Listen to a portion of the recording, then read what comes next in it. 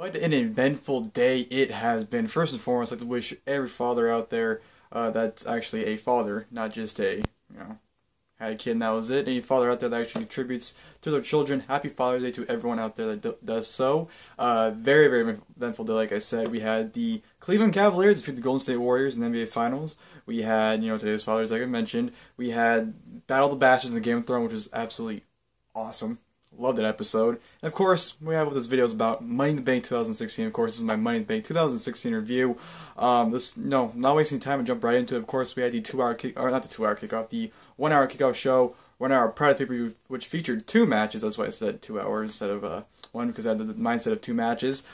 Quickly through, the matches weren't anything special. Of course, you had the Golden Truth versus Breezango, which was pretty stupid. Of course, it came out. Breezango had the whole gimmick where they were sunburned from tanning too long. So whenever the Golden Truth would hit them, they would just sting really bad. So it was all pretty stupid. Golden Truth with the victory with the Goldust's finisher. Perhaps it's called Final Cut or something like that. So Goldust is a finisher on Fandango. 1, 2, 3.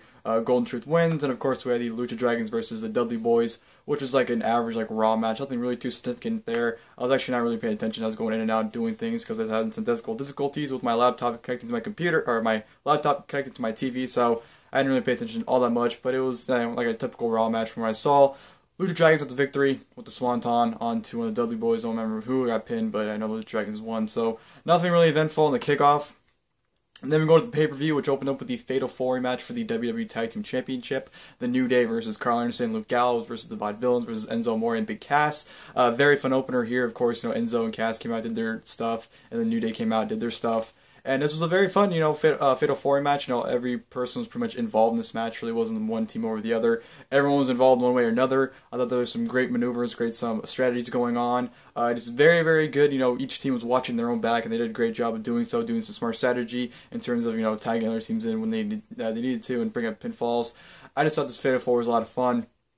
The match did get sloppy towards the end. There was a lot of things going on where it's like, what the hell is going on? Like, Big E had Karl Anderson in the big ending, which is, they're doing their tag finish with Kofi, and Kofi does the drop, and it's just a drop with it.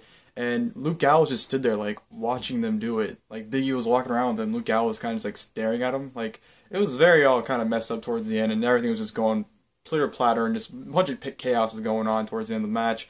But of course, the New Day wins. I believe they pinned Aiden English. Kofi pinned Aiden English for the victory. After it seemed like Gallows and Anderson had the victory, New Day comes in, sweeps it up, retains tag team titles. I know there's actually controversy on Twitter that actually Gallows or Anderson and Kofi were the legal men. So there's a whole thing that maybe Kofi pinned the person that wasn't legal, which will lead to their tag title match with Anderson and Gallows. Perhaps, but New Day retains as expected. Very fun opening match. Like I said, towards the end it got a little bit sloppy, but I enjoyed the tag team match for what it was. So I wake up the show. Then we go to Dolph Ziggler versus Baron Corbin, which was actually a pretty good match. I'm not going to sit here and lie to you. The crowd did not care, which is unfortunate because it was a good match. I'm not going to sit here and tell you it was boring, it was lame. It started off slow and boring, but the match definitely did get pretty good. I thought it was definitely by far their best match they've had, which isn't really saying much, but it was a solid match, I thought. Baron Corbin, Dolph Ziggler definitely tried their heart out, it seemed like, and they were able to put on a good match, just the crowd was not buying into it at all. Baron Corbin saving Dolph Ziggler. Dolph Ziggler went to jump off the steps, completely slipped, and Corbin was able to catch him midair for the deep 6. So Corbin saved Ziggler's ass there. But yeah, good match. Just, the crowd wasn't into it, and, we've seen this match 1,000 times, so that's probably why the crowd wasn't into it. But Corbin wins within the days. Very sick in the days, by the way, on Ziggler, so he gets a victory, thankfully. So, yeah, solid match there. From there, I'm going to go to Charlotte and Dana Brooke versus Natalya and Becky Lynch. Nothing to talk about here. This is your average, women's tag match you see on Raw. Only got 6 minutes, rightfully so, to be honest. I'm not a fan of where the women's division's going, and I don't really care to see unless Sasha Banks is involved. That's just me. Charlotte and Dana Brooke at the victory with the assisted Dana Brooke through Becky Lynch into Natalya. Natalya was kind of blinded by it, and Charlotte hit the natural selection onto Natalya for the 1-2-3 victory. So Charlotte and Dana Brooke win. After the match, of course, Becky and Natalya kind of oh, whatever. And then Natalya attacks Becky from behind, blindsiding her, attacking her viciously, thus turning Natalya heel. And looks like we're going to get Becky Lynch versus Natalya. Should be a good match, but like I said, unless Sasha Banks is involved into the title scene, I honestly could care less with the women's division. So, dull match and, pretty whatever after ending with Natalya turning heel. Sorry about that. So, yeah, whatever stuff there. From there, I'm going to go to Apollo Crews versus Sheamus. Pretty boring match here. It's pretty much a chin lock 80% of this match. It's very, very boring. Apollo Crews won with the crucifix pin on Sheamus. So, that's all you need to know. This match, like I said, nothing there. It wasn't anything that special. But, yeah, Apollo Crews beats Sheamus, the crucifix pin. That's about it, because this match, like I said, just was not interesting at all. Throughout the show, because I forgot to mention this, there were some backstage skits with Kevin Owens, Del Rio, and Chris Jericho backstage talking about it. The Money in the Ladder match, I thought was hilarious. Kevin Owens was great as always. And there's another one, I believe, with Dean Ambrose, which was pretty good too. So there's some backstage interviews throughout the show. I'm not sure when they were, but they happened like between the matches, obviously. So I just want to mention those real quick. And then, of course, we go on to the dream match. Of course, the match everyone's been waiting 10 plus years to see. John Cena versus AJ Styles, and did this match deliver? I thought AJ Styles and John Cena had tremendous chemistry in the ring. I thought they were, great. It was kind of a rocky start because John Cena really wasn't seeming like John Cena. He seemed like an 05 John Cena, which is not a good John Cena by any means. Which, AJ Styles pretty much is just that good. He makes John Cena look bad. That's how good AJ Styles is. Yeah, it's kind of a rocky finish. AJ Styles pretty much was just throwing Cena around, which is kind of like, whoa. Whoever was just turning the Roman Reigns feud, why weren't you just throwing Roman Reigns around like this? But then again, it is Roman Reigns, so you can't win. But yeah, like I said, it had a slow start, but definitely picked up, and the crowd was electric for this, and a lot of near falls and a lot of great counters as well. AJ Styles did a phenomenal counter with Cena going for the AA, and AJ was able to counter into a calf crusher. It looked absolutely amazing. Cena did the "You Can't See Me," and Raven did that. AJ just knocked him with a forearm, which I thought was just awesome, and just the overall match itself was awesome. I really, really enjoyed it. I thought it was great. About a 20-minute so match. It had that suspense behind it, and it definitely delivered big time. Do I think they can have better matches in the future? Absolutely. I think in the future they can put on classic matches, and this was just definitely a first bout, and this is definitely delivered for the. In my opinion, I thought both guys had great chemistry. AJ looked like $1 million. Cena, you can definitely tell his injury was still kind of like. Not swearing on him, but definitely kind of, he is still kind of recovering, it seemed like, because it wasn't really going full out Cena style like he usually does. And there were some cool spots in this match as well. Some guys are, busting out their spots. In the SummerSlam 08 spot with Batista where Cena goes for the leg drop and AJ counters it into a powerbomb. AJ kicked out of the AA, was able to get out of the STF. Hit Cena with a Styles Clash. Of course, Cena kicked out. Went for the phenomenal forearm. Cena ducked into an AA. Just a lot of cool stuff in this match. I really enjoyed it. Like I said, great back and forth action from the two of them. The ending was kind of like, whatever. I'm not going to complain about it because I know everyone else is, so I'm not going to join everyone and complain about it. But referee gets knocked down, long story, and then, of course, Anderson and Gallows come out, hit Magic Killer on Cena, throw AJ for the cover, run backstage, referee gets up, counts 1, 2, 3. AJ Styles defeats John Cena. I'm not complaining. People are complaining. And, honestly, I wish AJ would have beaten Cena clean with a phenomenal form. Like, I would have had Cena go for the AA, have AJ go towards the rope, get out of it, sling Cena backwards, hit the phenomenal forearm, pick him up for a Styles Clash, 1, 2, 3. There's your finish. You could have easily done that, but no, they want Anderson Gallows to come out and pretty much not ruin it, but kind of just, whatever. They made a big deal on Raw about them not being there, but yet they're still there anyway, so I don't think at the end of the day, it didn't really matter, apparently. But, yeah, great match. With a, kind of a terrible finish, but what can you do? But yeah, AJ Cena, great stuff in both men. Really enjoyed it. Great chemistry there. From there, I'm going to go to the Money in the Bank contract ladder match. Sami Zayn versus Cesaro versus Dean Ambrose versus Kevin Owens versus Chris Jericho versus Alberto Del Rio. Great ladder match here. I thought all men looked great, especially Cesaro. Cesaro was just a machine, and why this guy is not in the world title scene is beyond me. He looked like $1 million in this match. We saw a lot of dangerous spots in this match. I thought, they did the whole recreation of the 2013 All-Stars Money in the Bank ladder match where they had 3 ladders going up, and everyone climbed them all at once, fighting over the briefcase. I thought that was pretty cool to do that. There was some, bumps in the ladder that looked pretty vicious. I just thought everyone looked great. I thought it was a very fun ladder match. Especially Kevin Owens, Cesaro, and Sami Zayn definitely looked $1 million in my opinion. Del Rio was just the one person that was kind of just there. Jericho didn't really do much either, but except for Jericho actually had a brain. Jericho bolted up that ladder, which I don't know why no one does. Everyone takes their time, climb the ladder. Jericho bolted right up that ladder, and I thought that was a great thing for him to do because, like I said, no one does that for some reason because everyone's an idiot, I guess. But yeah, a very fun Money in the Bank ladder match. Definitely way better than last year. I thought last year's Money in the Bank ladder match sucked, and this one delivered. I thought, like I said, I thought everyone did a good job. Cesaro, MVP of the match. Cesaro with the uppercut express, uppercut train, whatever you want to call it, to the 3 corners. and then he got thrown into the ladder by Kevin Owens, which pretty much killed Cesaro. And then, of course, everyone battled it out with the ladder in the ring. You had 2 ladders on the side of the other side of the ladder, and everyone was just brawling. You know, you had 2 on the ladder, 2 on the ladder, and 2 on the ladder going up, just brawling it all out for the Money Bank briefcase, which I thought was just great suspense right there, because at that point it was anyone's game to get that briefcase. And then, of course, everyone gets knocked down. Dean Ambrose climbs up. Dean Ambrose retrieves the briefcase. Therefore, Dean Ambrose is your brand new Mr. Money in the Bank. You know, I'm happy for Dean Ambrose, but I really wanted Kevin Owens to win so bad. So that's why I was disappointed by Dean Ambrose winning. Like I said, I'm happy for him. I'm glad that, you know, they're doing something with him, but I just really wanted Kevin Owens to win that briefcase.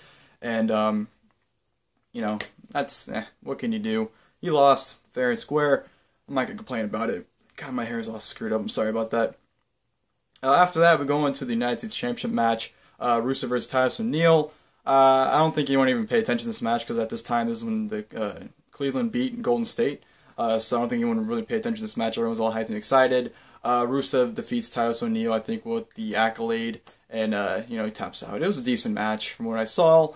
Nothing really too bad, but nothing really memorable. And, of course, Rusev, you know, because Titus' kids were in front row, and Rusev kind of, like, went up there and mocked them for the match. But, yeah, just whatever match. It was hard to pay attention to because everyone was all hyped up for Cleveland winning. And then we go to the main event, which was the WWE World Heavyweight Championship match. Roman Reigns versus Seth Rollins. And this match was very good, but there was one big problem, and it was a big problem for the match because it did not go what was going on.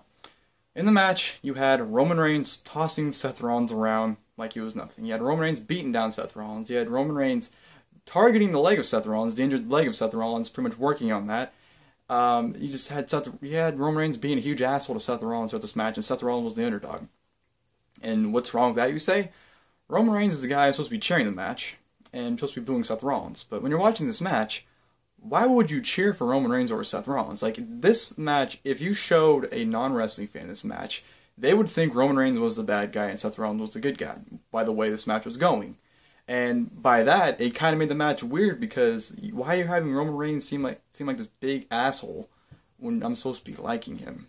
You see, it makes no sense. So the match was kind of weird for that reasoning alone, because the story was not going with the characters, at least in my mind, just because Seth Rollins is supposed to be the hated guy and Reigns is supposed to be the liked guy, but yet Reigns is doing the heel stuff and making you dislike him, why Seth Rollins is the underdog and you want to cheer for him. So that kind of didn't ruin the match, but it kind of, like, you know, didn't really set well with the match because of that story alone. It was, like I said, it was very good. You know, the match could have been a lot better, and they've, you know, I think they're capable of having an amazing match, and they didn't really pull out of here. I think mainly because of that story, to be honest. I think the story of just Roman Reigns being the asshole when he's supposed to be the good guy really kind of diminished, not credibility, but kind of, you know, how the outcome of the match and how good it was. I don't know, it's kind of weird to explain, but that's just how I feel. Like, the story just wasn't going with the characters. That's how I feel. But it was really good. You know, Seth Rollins looked like he hasn't missed a step. Sorry, it looked like Seth Rollins hasn't missed a step. He looked great. You know, him and Reigns are doing some good stuff with each other. You know, Reigns was hitting some vicious Superman punches, spears. Counter of the night. You thought AJ Styles countering the AA into a calf crusher was amazing. Rollins countered the spear in mid-air into a pedigree. Looked absolutely amazing. Came off beautifully, by the way. It looked absolutely awesome. Reigns kicks out. Rollins pissed off. I believe the referee gets knocked out after Reigns hits a spear. Referee's knocked down.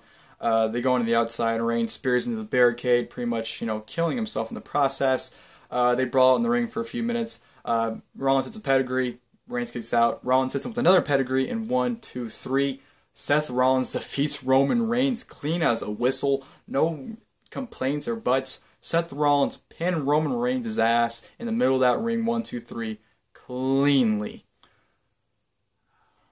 Shocker of the night. Talk about, like, Roman Reigns. I think people thought Reigns would be champion for a while. He's only been champion for barely 2 months, and he's already lost to clean to Seth Rollins, too, of all people. And I was happy. I was ecstatic, but there was no time to celebrate, because when Seth Rollins won, immediately Dean Ambrose's music hits. Rollins is waiting. Dean Ambrose hits him from behind with the briefcase.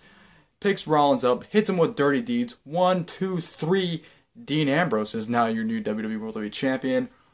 What a turn of events. This all happened in the span of an hour, too, with Ambrose winning and cashing in, which was just absolutely crazy. the fact that Dean Ambrose is your WWE World Heavyweight Champion. It has not officially sunk in yet when I say it, that Dean Ambrose is the WWE World Heavyweight Champion. It's still weird to say that for me. It's still very, very weird for me to say that. But I couldn't be more happy for Dean Ambrose. Definitely deserves it. He's definitely been the one guy that, you know, ever since Reigns and Rollins got their big pushes last year, he's kind of been the guy that's kind of been sitting in the back. And now that he's catapulted towards the front, he's the champion now, where the other two are former champions. It's just great to see Dean Ambrose up there with the ranks of Rollins and Reigns now. And he's a champion. And my one complaint is the Money in the Bank briefcase to me is something that's used that's supposed to make people excited. You know, the week-by-week thing is, oh, could he cash in today? Or the suspense of hiding that briefcase around makes the Money in the Bank briefcase. And the fact that they had it, won, and then cashed in the same night, to me, kind of diminishes the purpose of it. Because now we have to wait a whole new year to have that excitement of the Money in the Bank briefcase now. Because we won't have that excitement this year, because we won't have a Money in the Bank briefcase holder going around, you know, teasing the cash in like we have with Seth Rollins, you know, Sheamus, and everyone beforehand. So it kind of sucks I don't have that excitement anymore, but I'm just very happy Dean Ambrose is champion. Money in the Bank overall, I thought it was a great show. I really enjoyed it. You know, I don't like I don't know why or who thought of the match placements, but they were horrible. They put like a good opener and then like shit matches after, and then saved the best stuff towards the end of the show, which to me kind of makes no sense. I would have done equally it out, you know, great opener, have some whatever matches and a great match, and some whatever matches and a great match again. I just would have evenly played it out. I like how they crunched it all up towards the end. And the show went over time too. This show was about like 3 hours and 15 minutes, so it went over time as well. But definitely a fun show. I really enjoyed it. You know, some of the stuff was hard to sit through, like the matches I didn't care about, like Apollo Crews and Sheamus, and the Divas match I didn't care for, but what you gonna do? Hope you guys enjoyed the video. If you guys like, please in the comments below. Leave your guys' thoughts on the pay-per-view if you'd like. And until next time, I'll see you guys later, and thank you guys for watching the video.